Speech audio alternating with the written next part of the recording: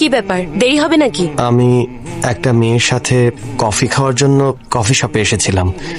Coffee তো খেয়েছি, বিল দিতে পারছি না।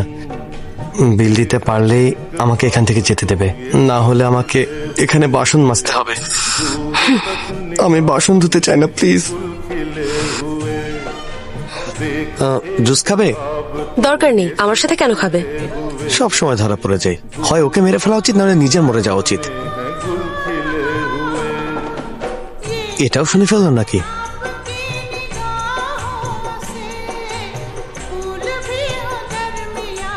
মানে আমি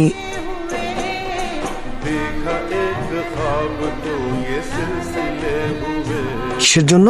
আবার ওই মেয়ে যখন কফি খেতে চাইবে তখন টাকার জন্য আমার বন্ধুর মাথা যেন নিচু না হয়ে যায়। আরে না না আন্নু। বাই। আন্নু কি তোমার সাথে? না আন্টি, কেন? অনেকক্ষণ ধরে ফোন করছি কিন্তু ওর ফোন বন্ধ। মনে হয় ক্লাসে আন্টি। সকালে ফোন করে বলেছে ক্লাস ক্যান্সেল হয়ে গিয়েছে, বাড়ি চলে আসছি। এরপর থেকে ফোন করছি কিন্তু বারবার ফোন বন্ধ বলছে। ওর জন্য আমার অনেক চিন্তা হচ্ছে বাবা। আন্টি চিন্তা করবেন না, আমি গিয়ে দেখছি। কি হয়েছে? বাড়ি চলে যাও। কিন্তু তুমি কোথায় যাচ্ছ? না, একটা কাজ আছে, সাবধানে যেও। আন্নু!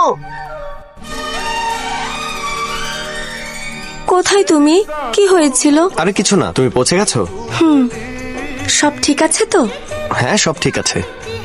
অ্যাকচুয়ালি আমি তোমাকে অনেক কিছু বলতে চেয়েছিলাম, কিন্তু বলার আগেই তুমি চলে গেছো। কি বলবে বলো না। বুঝতে পারছি না এত জলদি বলাটা ঠিক হবে কিনা। আমি আমার মনের কথা বলতে চাই। I think I am in love with you Sanju. জানি না কেন, যখন প্রথম তোমাকে দেখেছি সারাটা সময় তোমার দিকেই তাকিয়েছিলাম। তুমি যাই করেছো আমার ভালো লেগেছে। আমার মনে হচ্ছে যে আমি তোমার সাথে সারা জীবন কাটাতে পারবো। যখন আমি তোমার সাথে কফি শপে গিয়েছিলাম, আসার সময় তুমি আমার জন্য ক্যাব বুক করেছিলে। ক্যাবে বসিয়ে ড্রাইভারকে বিল পে করে তার নাম্বার তুমি আমাকে পাঠিয়েছিলে। তখনই বুঝেছি এত ভালোবাসা আমাকে আর কেউ দিতে পারবে না। আমার মনে হচ্ছে আমি তোমাকে অনেক ভালোবাসি। আমি তোমাকে সব সময় ভালো রাখবো সঞ্জু, আমাকে বিশ্বাস করো। I strongly believe I am in love with you. তোমার ফিলিংস আমি বুঝতে পারছি Ritu. I think I also in love.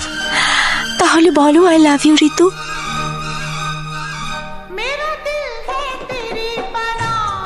I am in love with Annu.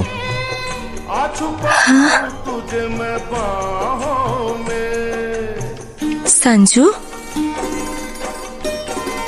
যখন আন্নুকে আমি প্রথমবার ট্রেনে দেখেছি, সারা রাত শুধু ওর কথাই ভেবেছি। ও যা যা করেছে আমি সবই এনজয় করেছি। তোমার কথা শোনার পর আমার মনে হচ্ছে আমি সারা জীবন ওর সাথে কাটাতে পারবো। সেদিন কফি শপ থেকে তুমি যাবার পর ও এসে বিল পে করেছে, আবার যেন ঝামেলায় না পড়ে পরের দিনও আমাকে টাকা দিয়েছে। এখন তুমি বলো, এমন কেয়ারিং পার্টনার দুনিয়াতে আর কোথায় পাবো? জানো, আজ যখন ওর ফোন বন্ধ ছিল আমি অনেক ভয় পেয়ে গিয়েছিলাম, তাই দৌড়ে ওর কলেজ চলে এসেছি। ওকে দেখার পর মনটা শান্ত হয়ে গেল। তুমি বলার পরে আমি রিয়েলাইজ করেছি ঋতু, কাউকে ভালোবাসার জন্য এর বেশি কিছু দরকার নেই।